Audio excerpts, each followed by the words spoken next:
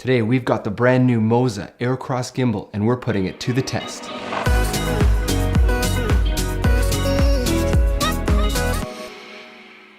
What's up my creative friends? Thanks again for stopping by. If you're new here, this is a channel where we talk about all things cinematography from gear to tutorials. So I recently picked up the Moza Aircross gimbal. It's not sponsored, I bought it with my own money and I really just wanted to do a comprehensive test or evaluation and really see how it performs before I go out in the field and use it. So I called on my buddy Maurice to come help me and we're gonna go meet up with him now and give it a test. All right, let's go.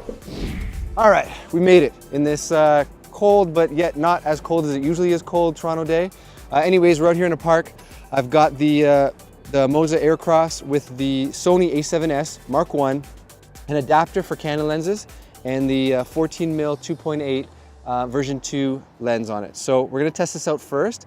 I'm gonna try to put it through its paces, a little bit of walking, running, some moving shots, some panning, tilting, and really just see what it can do and see how it goes before we freeze our asses off. So here we go.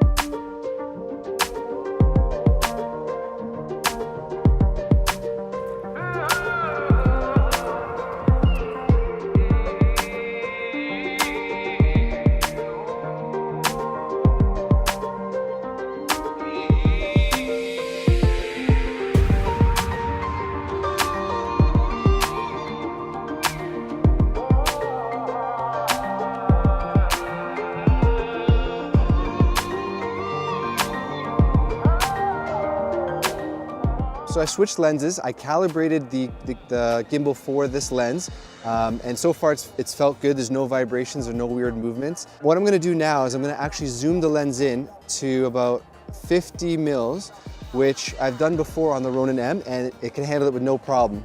And I'm not actually gonna recalibrate it or rebalance it or anything. I'm just gonna zoom it in and see if the shots are okay while it's zoomed in. This whole time I have had stabilization off. Let's see how this looks.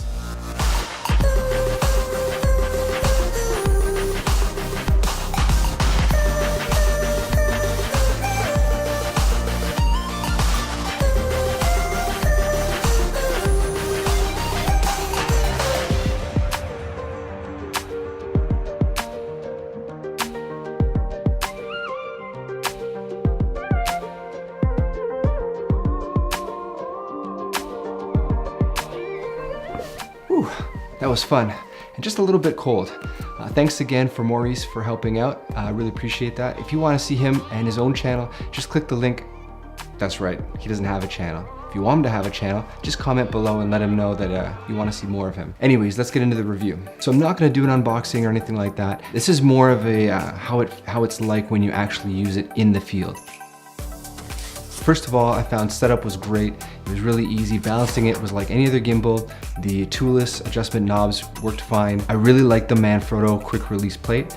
Just makes it easy when switching between support gear. The gimbal itself is very solid. It's got a nice rubberized handle. I didn't feel fatigued when holding it. All the buttons were easily accessible. It was just generally a really good experience holding it and using it. It handled the Canon 24-105 f4 lens really well. I didn't notice any vibration issues. I also didn't notice the motors making any funny noises or anything like that during the handling of the gimbal. I found the footage turned out very smooth. I was able to do most of the moves that I normally would have done with the Ronin M. Bringing the gimbal to full tilt all the way up and all the way down, panning, everything was fine. It worked great. The one thing I noticed now after tweaking the settings a little bit more after I tested the gimbal out is that I would have made the follow speed a little bit slower. I found the footage a little bit jerky because the follow speed was too fast. It easily handled the Canon 14mm 2.8 version 2 lens, no problems. I really tried to keep it at a shallow depth and see if I could keep the subject in focus while we were moving. The thumb controller is really great too. I've never really been a fan of thumb controllers. I've always just used follow modes in both the tilt and the pan, and I've never really used a thumb controller, but I do notice you can't really go diagonal. It's either the x-axis or the y-axis. It doesn't go in between both, but I guess if you pair that with a pan follow, then you just need to use up or down. The app is definitely one of the good things about the gimbal. It's also one of the bad things. It's really useful in terms of motion time lapse and setting up the camera and really just dialing it into how you like it. It works fine there.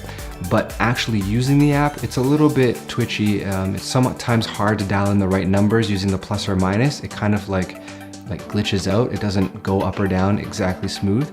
And for adjusting timing of the motion time lapse, they give you this giant scroll wheel instead of like actual small dials to really precisely dial in the time.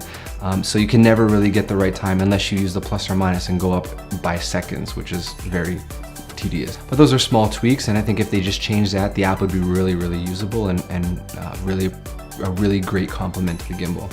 So the gimbal can hold about 1.8 kilograms or close to 4 pounds. The setup I had was just under that. It was under that by a couple hundred grams. So we're still within the weight limit, and I found it performed very well. Another thing I really like are all the features that come with the gimbal. So it's got the app, which is the Bluetooth connectivity. It's got the motion time lapse, which is great. Well, it definitely worked with my A7S Mark I, and it fired it in the appropriate intervals and lasted for the appropriate amount of shots, and it followed the path and it worked great. I think I set it up wrong because I ended up doing a really, really short time lapse, as you could see. I also like that you can connect a dummy battery to your camera and plug it into the DC out, and that'll actually give you power to your camera, and you can power that for an extra period of time. That battery accessory though is extra. It's about $39 US, and you can also connect an external power source to the gimbal, so you can power the gimbal for an extended period of time. Up to this point of using it, I've never had a problem with the battery life. It seems like it actually does last the full 12 hours, if not longer. So that's great to know. The fact that it comes with a mini tripod for the base is amazing. We were able to set it down and adjust it if we had to, and really just do anything on the fly. If you get tired, you can just set it down, or you can set it down and use it for the motion time lapses when you have to. Conversely, you can also remove that and attach a tripod plate to that, and so you can set down the gimbal onto a tripod and lock it down. Some things I didn't like about the gimbal were, I noticed that when I'm filming, I sometimes adjust the focus so that I can stay at a different distance from the subject and maintain that focus. When I went to grab the focus wheel on the lens, the roll axis would move, and because you can manually adjust it, it would kind of get stuck in like a tilted position, and I always have to adjust it back. And it did the same thing when I went from upright mode to underslung. The momentum of changing it to underslung mode, the motor actually would jolt itself and it would get stuck in the tilted position, so I just have to tilt it back once I was in that position. It's not a big deal, and maybe just my setting or something I'm doing wrong, but that brings me to my next point, is there's not a lot of good information out there on how to dial it in. Whether you're using the app or the program on a PC or Mac, there just isn't enough information to really tell you what each item does and how it's going to affect the gimbal. So it's a lot of trial and error, and maybe I haven't done enough of that to dial it in right. So my conclusion, will I be selling the Ronin M, and will I be switching to this gimbal? You know what, you really have to look at your situation. Am I using mirrorless system? Yes. Is it nice and light and portable and easy for a lot of things that I shoot, including weddings? Yes. Will it perform well on higher intensity shoots, like commercial shoots where I need everything to be perfect and work perfect?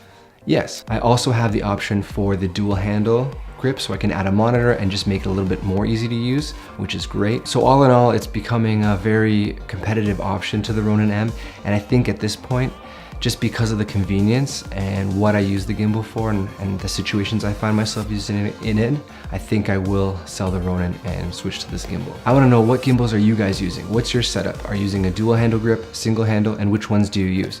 Drop a comment below and let me know. If you like this video, please remember to click that like button, and also hit subscribe for new videos weekly. Thanks so much for stopping by. I'll see you in the next one.